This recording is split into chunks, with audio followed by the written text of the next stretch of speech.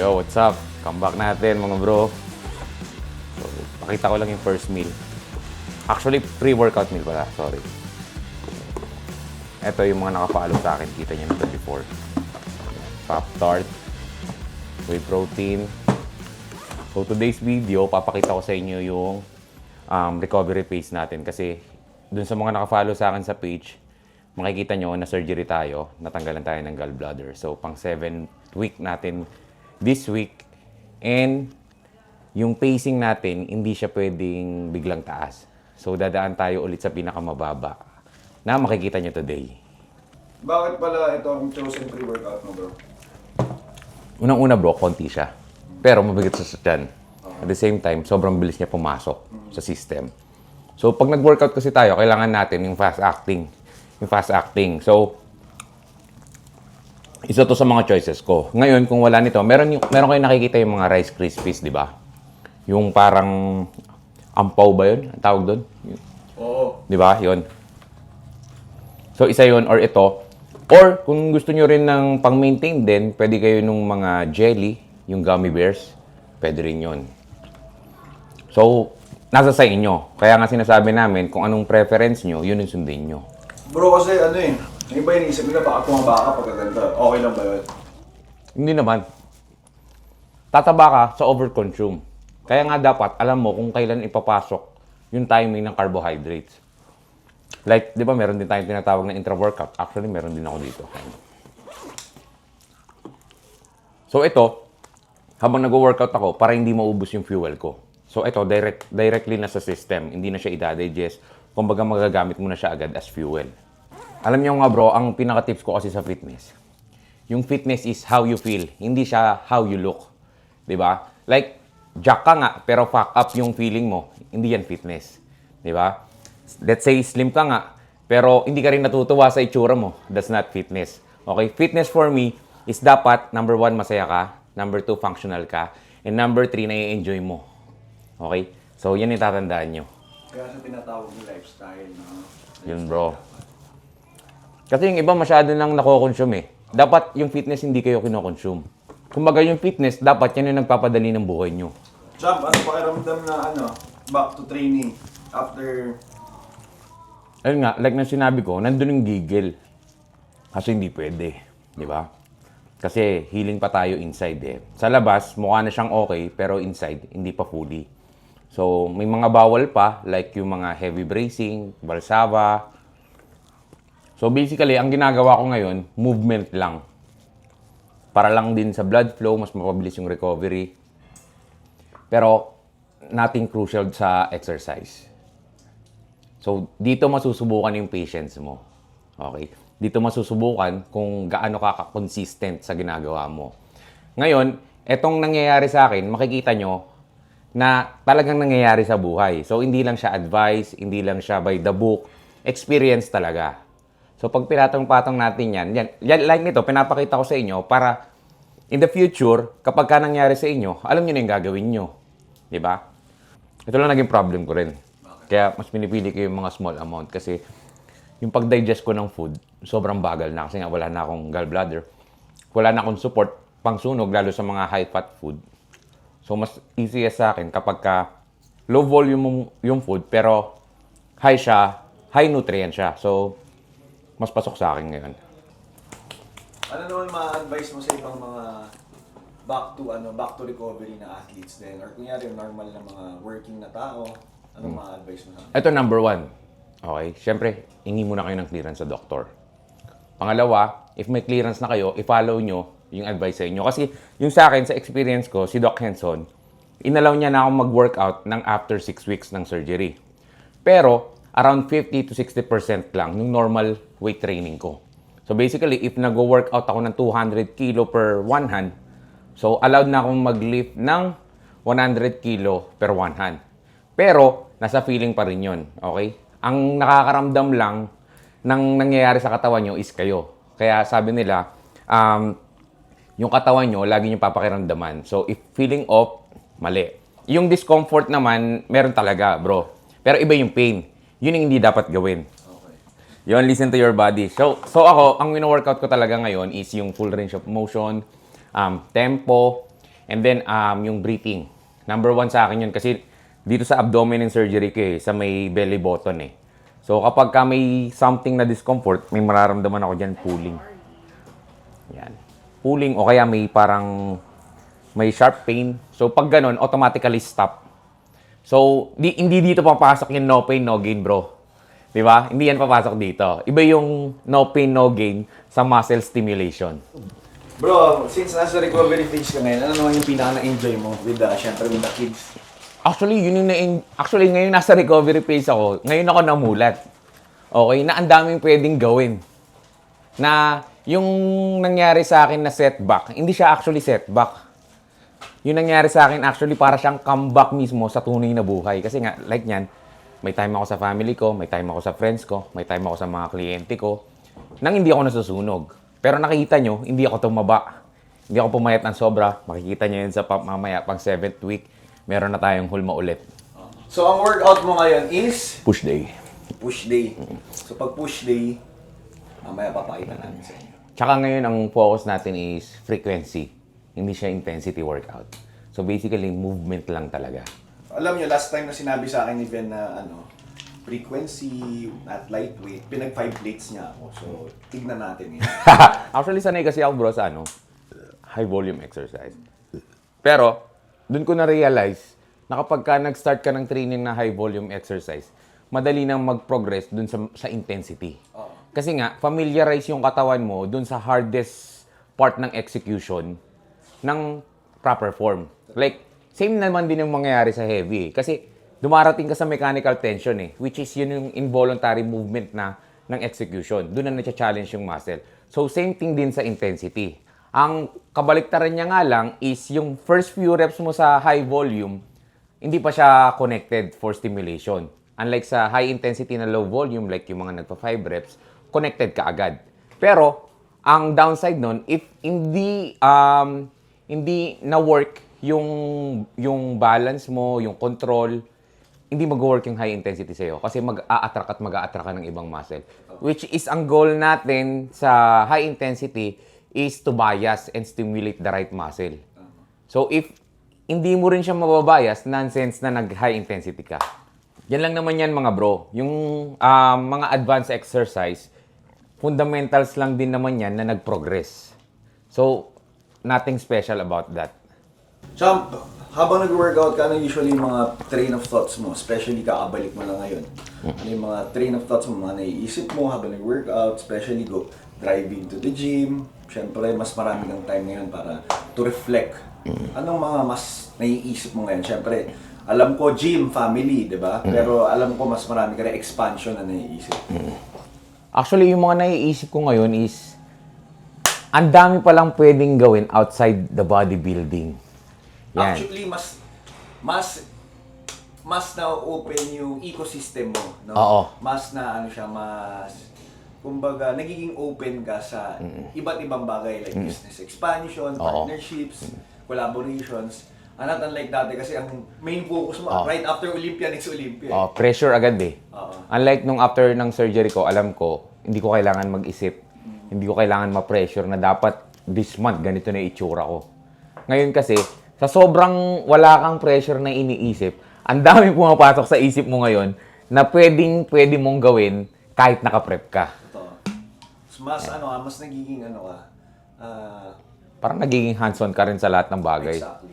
Di ba? Like ngayon, dito sa gym, if makikita nyo, laging gabi-gabi nandito ako, pero hindi na ako nagte-training. Or agahan ko yung training, magtuturo ako sa gabi. Ganun yung nangyayari. So, yung sales namin ngayon, pataas. Boom! Mga ganda.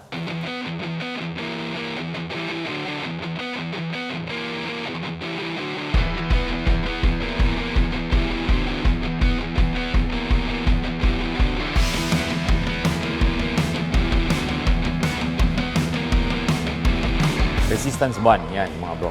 So yung pinaka-light lang. So ako, ginagawa ko to, every time mag-exercise ako, sa pressing movement, sa push movement, actually sa lahat. Number 1 kasi, ang mainly na nagkakos ng posture na mali, ng mga nakaganito, it's because deactivated yung muscle area na yon. So para ma-maximize natin yung full range of motion, maipasok natin na maayos yung scap, dapat activated na yung muscle na yun bago mag-fire up yung rear delts, yung lats. So, mas madaling ilagay sa neutral position yung upper body. Mabigat yan mo. Five. Tapos ba? So, ito hindi lang to wala ha. So, lubricating na to ng mga joint. Para kapag ka nag-start na tayo mag-progress ng lift, mas madali na, tsaka less risk sa injury.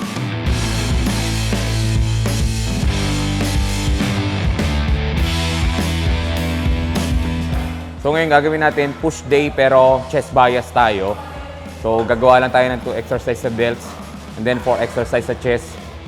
Low volume, actually high volume, low intensity. Pero si Pring pwede nating high intensity. So ito mga bro, kung papapiliin kayo kung form or heavily for progress, mag-focus kayo sa form.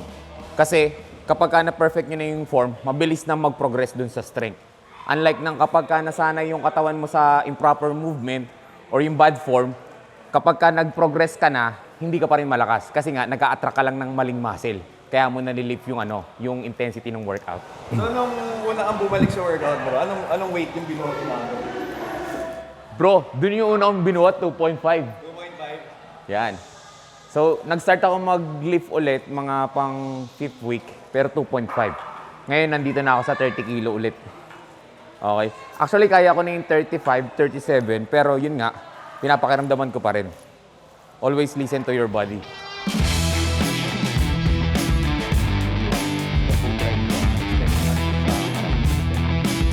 Parang yung galing ng recovery. Parang ikaw yung galing ng recovery. Parang nag-challenge ka dito sa pre-exos. So, yun na nga, ulitin ko, no, yung sabi ko kanina, nung from Taiwan ako, diretso ako dito. Tapos ito na naman, from Sinulog, diretso na naman ako dito. First exercise natin, high incline dumbbell press. So dito sa position na to, bias natin is upper pec. Pwede naman yung 45 to 30. Kaso if dominant na yung mid pec nyo, pababa, hindi na siya advisable kasi mas mag-e-engage siya ng mag-e-engage. So as much as possible, yung way niya is parang pa-shoulder flexion, pa ganyan. So kung makikita nyo, high incline. Champ, since nabanggit mo nga yung recovery, no? Para sa'yo, ano yung parang biggest positivity na nakuha mo ngayon? Especially, syempre, sa recovery phase ka, time, yon. Since binanggit mo nga kanina, patience, para sa'yo, ano yung pinaka-okay? Family. Yan, yung time sa family. Like ngayon, kasi hindi na ako nakakasagad ng training ngayon eh. So yung intensity na gusto kong kuhanin dito, na-apply ko sa family. So, lagi kami lumalabas, nakakalaro ko yung mga bata, nabibigay ko yung gusto ni Mau. Maui! Maui! Yan. Actually, yun yung talagang pinakamalaking changes ngayon. Kasi, as a father, makikita nyo yung pressure di ba? Pressure sa trabaho, pressure sa business, pressure na gusto mong maiangat yung family mo. Pero, yung nawawala talaga is yung commitment natin sa family.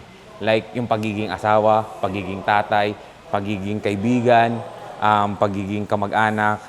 So, yun yung sobrang naging change ngayon. Mas may time ako sa kanila nang hindi na sacrifice yung mga kailangan kong gawin. Like magturo, tumutok sa business, mag-prep.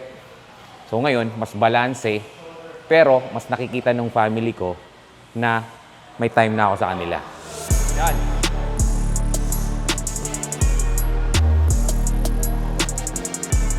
Six, 7, 8, 9.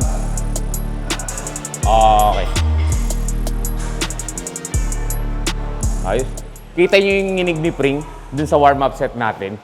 So kaya ina-advise ko na mag-focus kayo sa high repetition sa form. Para pagdating nyo ng heavy, yung stability nyo sa workout, sa exercise, madali nang i-apply. So kahit mag-heavy kayo, yung itsura ng form nyo, sobrang linis. Na sa inyo, nahihirapan kayo, pero yung itsura nyo, hindi. So doon nyo ako nakikita before na nagsi-60 kilo, parang 20 lang. Nag-struggle na ako doon, pero sana yung katawan ko sa form.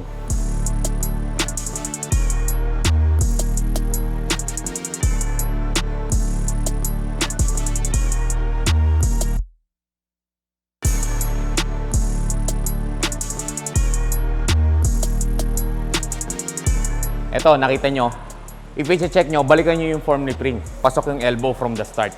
Tapos, nung nag-start na siya mag-struggle, pag ganito na, pa-flare out na. So, yun yung sinasabi ko sa inyo. Yung progression, hindi siya nangyayari sa pag-progressive overload ng weight. Nangyayari siya kung paano mo i-perfect yung execution from the start to finish.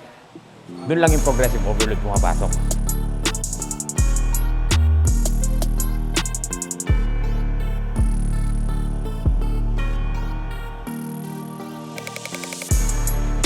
Boy. Oo. Check nyo na lang pag mali yung form.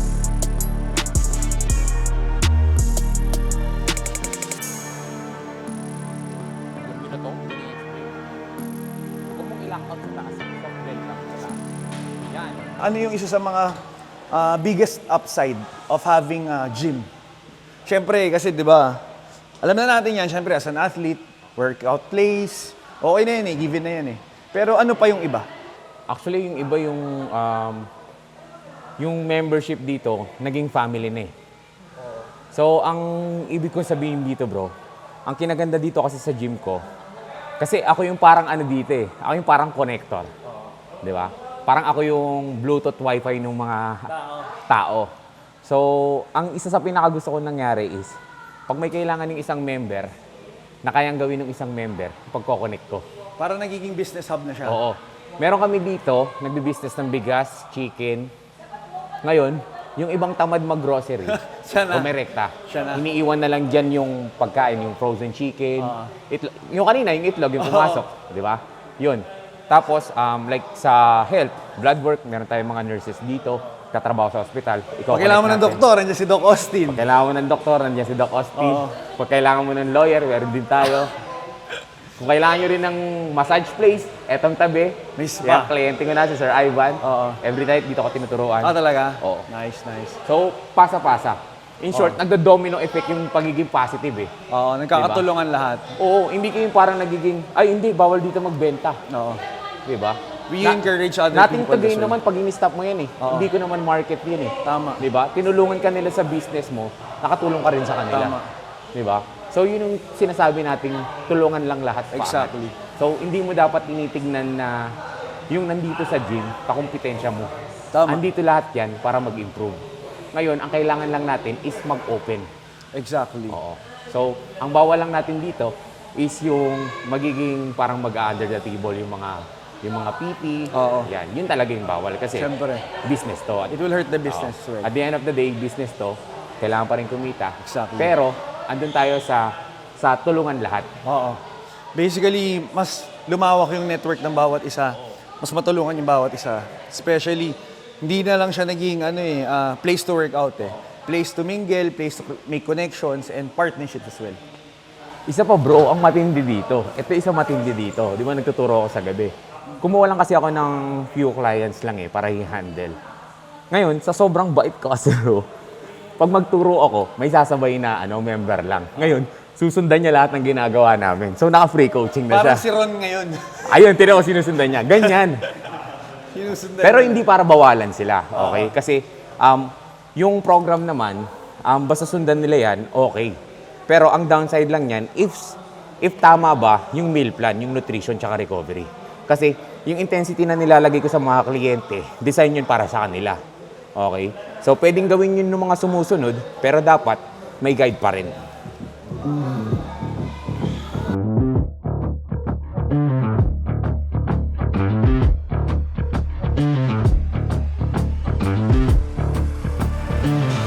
Ay, abangan nyo sa next vlog natin kung ano talaga yung ginagawa ko before, yun yung papakita nyo. Tsaka yung mga bago nating gagawin, yun yung makikita nyo sa mga vlog.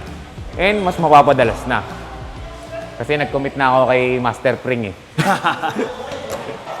So guys, target natin syempre makapag-release ang ating four-time Mr. Ano nga ba? Champion natin to eh. Champion natin to ng Pilipinas eh. Hindi, ano lang. Idol namin. Balik ko ba yung kaitlog? Syempre, napaka-humble ni Ben eh. Kasi sobra. So ang gusto natin is... Uy, bawal yun. Bawal yung humble word dito. Ay, bawal ba? Hindi. Bully nga eh. Bully. Every week makapag-release ng content si... Syempre, si Champ, si Ben, At ang ating kaibigan na si Mado, no? So every week makapag-release na ng content. Tsaka makikita niyo yung mga collab namin ni Kuya Mads. Oo. Sa dalasan natin. Para tuloy-tuloy, mabuhay. Mas lalo pa lumakas yung fitness Tsaka dun sa mga nag-aantay ng advice, like, halimbawa, down na down sila, makakapagbigay kami ng advice sa inyo. Pero ang kailangan, tulungan nyo rin yung sarili nyo.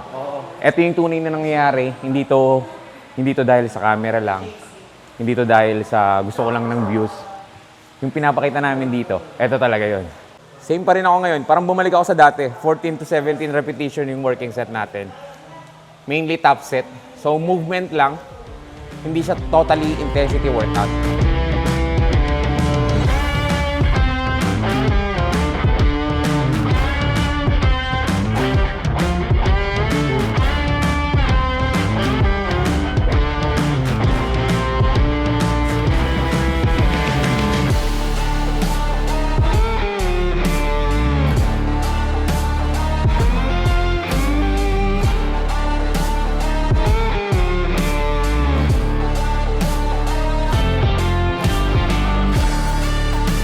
Like nang sinabi ko sa inyo, frequency yung target natin ngayon, hindi intensity. So galing na tayo ng incline, baba na ulit tayo ng upper pec. So dito, mas full range. Okay? Kasi mas kayang mag-cross nung arms natin dito sa torso. So naka one side tayo. Straight, 2 sets lang tayo dito na na high reps.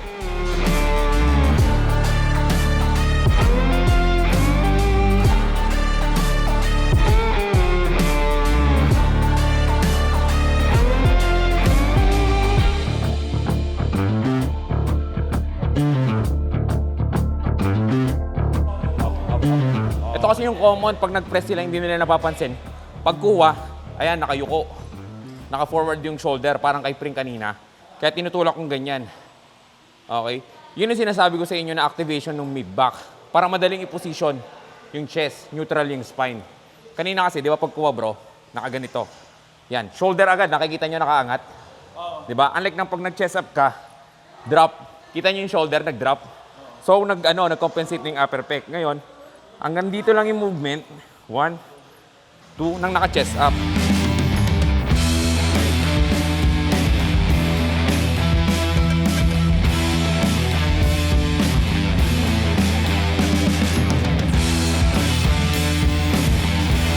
Isa sa mga i-check nyo bro, like nyan, para lang malaman nyo na naka-chest up kayo, pag may salamin, i-check nyo pag nawala na yung leg nyo. Ibig sabihin naka-forward na yung shoulder.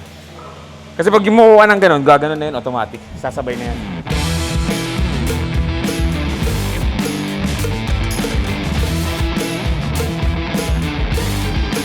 So sa cable, di ba yung tension hanggang dito sa baba. Ngayon, eto kasi, mas constant siya kasi from top to finish sa taas, loaded yung lateral delts mo. Unlike sa dumbbell, di ba? Pag pababa, wala nang load. Okay, sa taas, madali na. Pag pababa na dito sa mid-range, doon na yung mahirap. Grabe mga bro, dati ganitong oras, yan alas 5, alas 4, nag-workout dito, 3, 2 lang. Ngayon, pagpasok niya mag-aalas 5, padami, hanggang alas 9, puno. Champ, mostly yung mga nag-workout dito? Puro bodybuilders ba dito? Ay hindi, bro, halo-halo na dito. Pero may time kasi yung mga bodybuilder, kasi sinabay ko before, pag alas 5 kasi, lahat ng mga athlete, alas 5 nag-workout. Ang nangyari sa mga kliyente, yung mga nag-workout ng alas 5, lumipat ng pang-umaga kasi nai-intimidate kasi ang lalaki. Pero, nakita nila, nung sinabay-sabayan na nila, na yung mga mas kolokoy pa pala, yung mga bodybuilder, na mas madaling kausap. Oo. Na mas hindi ka i-judge pag nag-workout ka. So yun guys, actually, yan kasi yung parang false pretense when bago kang lifter na parang, uy, pagka malaki katawan or pagka athlete, again, pagka nakakita sa inyo is fit na tao or talagang basically pinapahalagahan nila yung fitness, no one would judge you. Kasi everyone started from there. Everyone started na unhealthy. Everyone started with a new year, new me. So walang judgment dito. Kung every January ka or every February or kahit anong buwan pa yan ng taon, kahit anong araw pa yan ng taon na sabihin mo, you wanna start day one. Actually, kung araw-araw ka nga magde-day one, 365 days yun na day one ka, di ba? So 365 days ka na mag-workout. It doesn't matter. Bro, Ang kailangan nila, if nahihiya sila, huwag silang mahiyang lumapit dun sa mga malalaki talaga. Yung mga mukhang nakakatakot, yun yung mas magbibigay sa inyo ng best advice sa fitness kasi mostly na-experience na nila. Tsaka syempre, lahat naman may pinagsimulan eh. No one started na magaling ka, di ba? So, yun lang. Don't be, shy. Hindi naman scared siguro. Shy to ask Kahit for help. gaano ka kapayat, kahit gaano ka kataba, kahit gaano ka kahina, mag-i-start lang yung progress mo pag nag-day 1 ka na. Tapos, maging consistent ka lang. Hindi mo na mapapansin kung kailan ka nag-start ng day 1.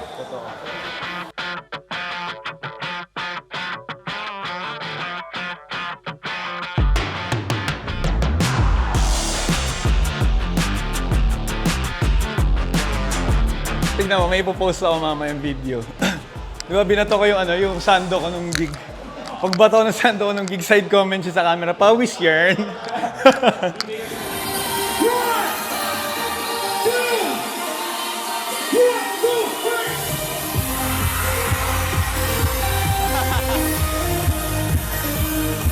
Pawis yarn. Pero yung pump. Bro, isang exercise pa lang ng delts, oh. Uy, kakabahan yung mga magtutrue novice, oh.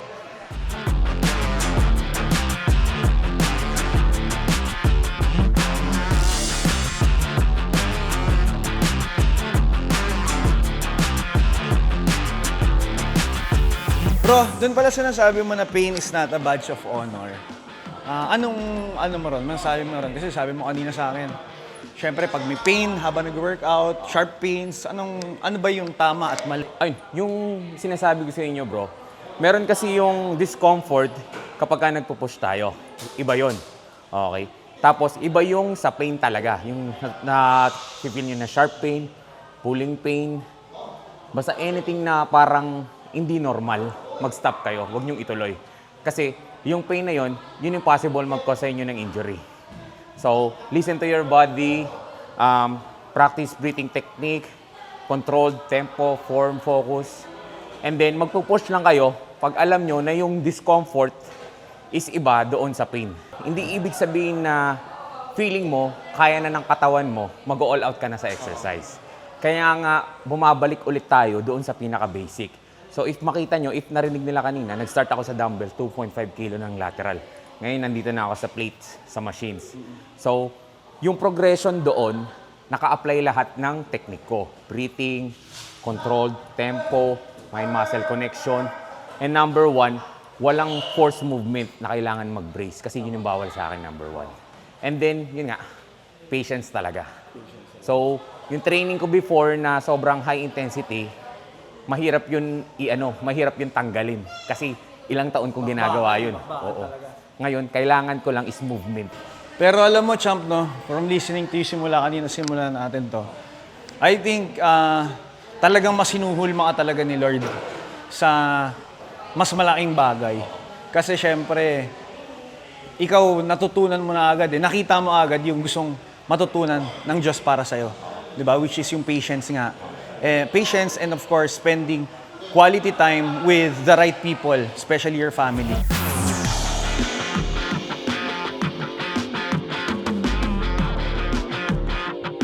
Kulang sa tulong na sinasabi niya. Tingnan mo naman yung pump. Bro, yung intensity namin mababa pa. Di ba? What more pag na-apply namin yung intensity. Champ, ano pala masasabi mo dun sa mga, syempre, nakita na ng mga viewers natin, no? Meron ang bagong, di naman ini-endorse, pero meron ang bagong products na ginagamit niyo. Mga brother, ito hindi ko kayo pinipilit or iniinganyo bumili.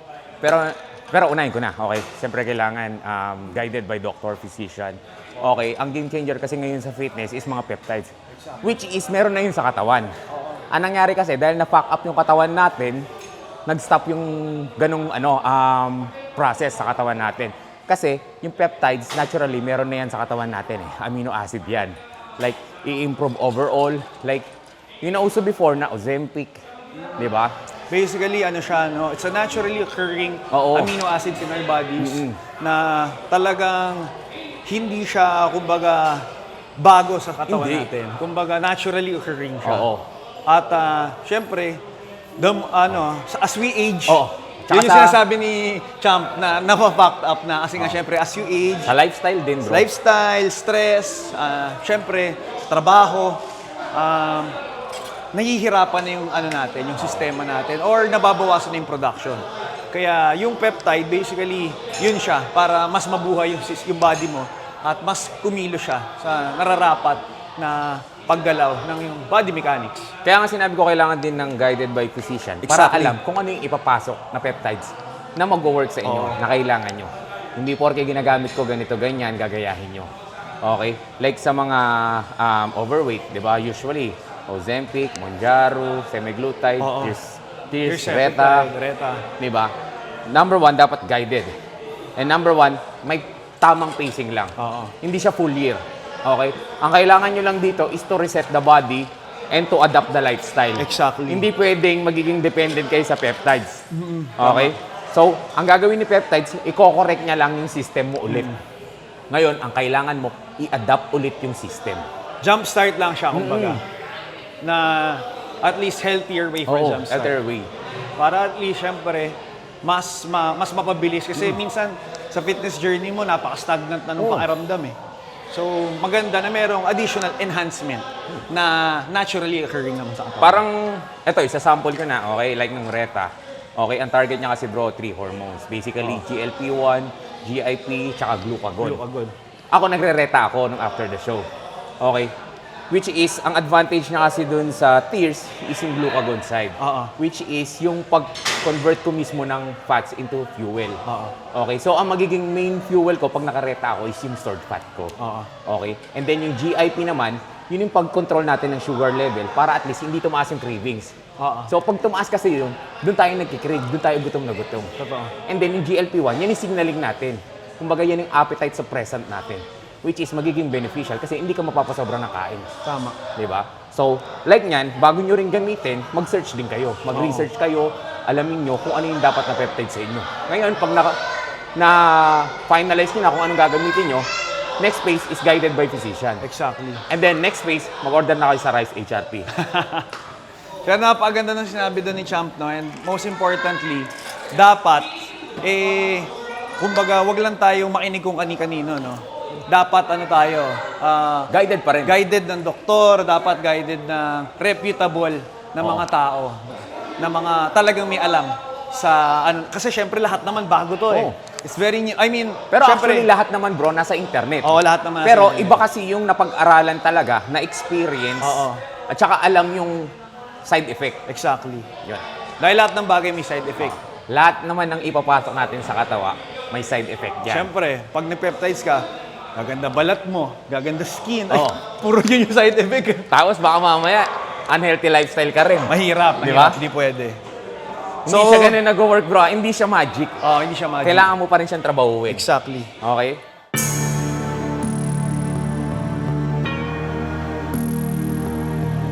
Mga bro, ito talaga yung panalo ko, tingnan mo.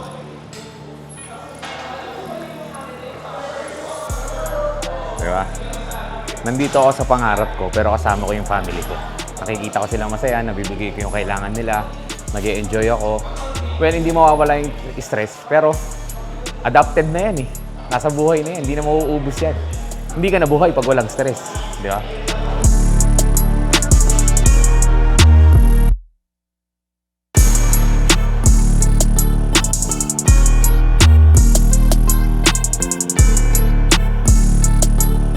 So, to summarize yung ngayong vlog, yung tips and advice natin, number 1 is respect the healing. Okay? Wag mag-ego lift. Alam kong kaya nyo na, pero dapat listen to your body. And pangalawa, is start with movement quality. Okay? No intensity muna, no heavy lifting, no ego lifting.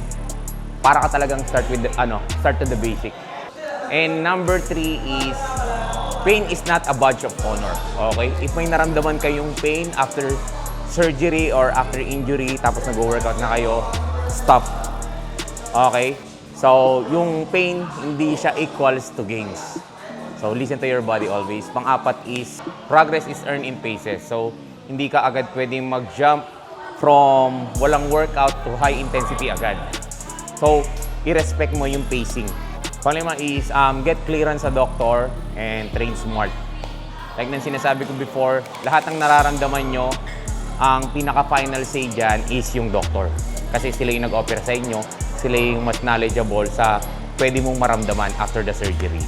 And if nakatulong to kahit sa isang person to come back stronger, then this comeback is already a win. Let's go.